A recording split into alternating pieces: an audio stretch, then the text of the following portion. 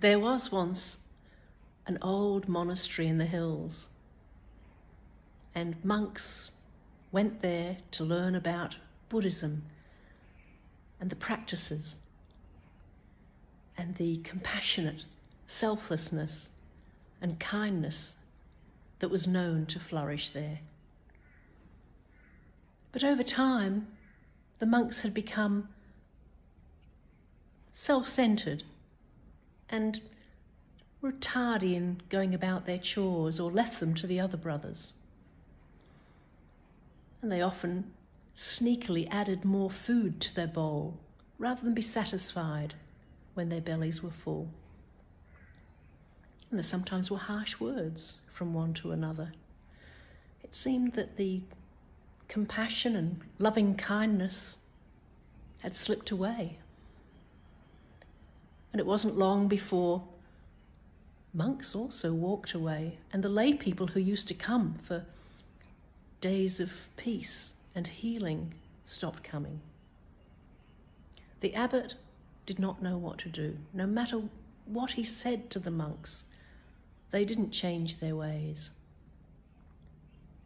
And so, feeling in distress and quite alone, he set off on a little pilgrimage of his own to a distant mountain where he knew of a sage, a wise sage who lived in a cave. And after some days he arrived, and the sage bid him sit down and share the story. The abbot poured out his grief, and he even shed some tears in his helplessness. The sage listened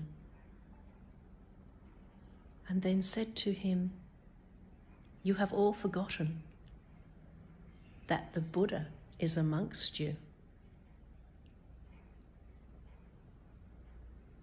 And then the sage nodded to indicate the time was finished, and the abbot stood up, not quite sure what he'd heard.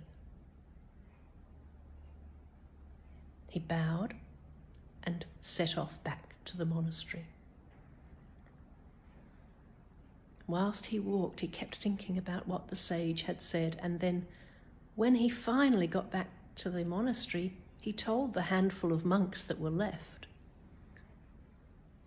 "Did you not know, had we forgotten, that the Buddha is amongst us?" Well,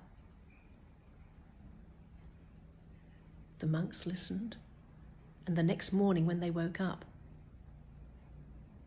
there was a new feeling in the air. There were smiles on the faces of the monks as they greeted one another.